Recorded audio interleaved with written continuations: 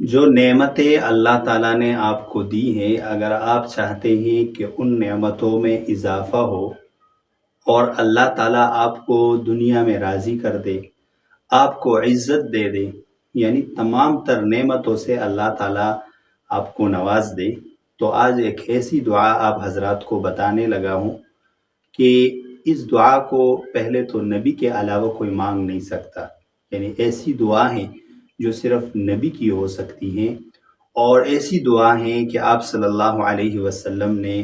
سمندر کو کوزے میں بند کر دیا ہے۔ اگر اس دعا کو آپ مانگیں گے اللہ تعالیٰ سے،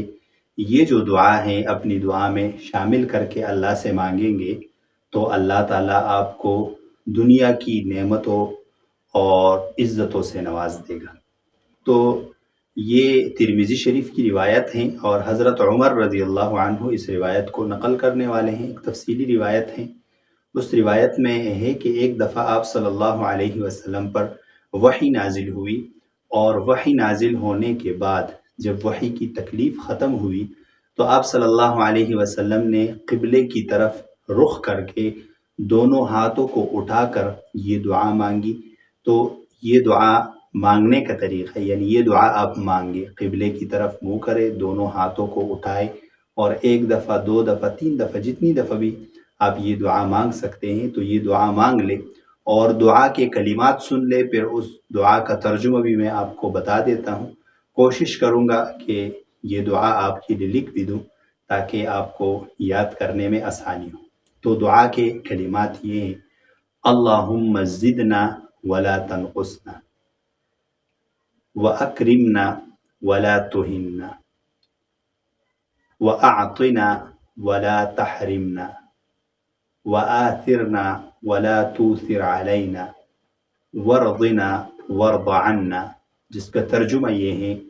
کہ اللہم زدنا ولا تنقصنا، اے اللہ ہماری نعمتوں میں اضافہ کر دے، اس میں کمی نہ کرے، اور وَأَكْرِمْنَا وَلَا تُهِنَّا، ہمیں عزت دے، ہمیں ذلیل نہ کرے، وَأَعْطِنَا وَلَا تَحْرِمْنَا، ہمیں اپنی عطاؤں سے، اپنے نوازشات سے نواز دے اور ہمیں محروم نہ کرے، وَآثِرْنَا وَلَا تُؤْثِرْ عَلَيْنَا، ہمیں لوگوں پر فوقیت دے، لوگوں کو ہم پر فوقیت نہ دے، یعنی ایسا نہ ہو کہ ہم کسی کے ماتحت بن جائے، کسی کو ہم پر اتنی فضیلت ہو کہ وہ ہمارے حقوق کو ضائع کر دے۔ وَارْضِنَا وَارْضَ عَنَّا، ہمیں راضی کر دے اور ہم سے بھی راضی ہو جائے۔ تو میرے خیال سے اس سے بہترین دعا ہو نہیں سکتی۔ آپ صلی اللہ علیہ وسلم نے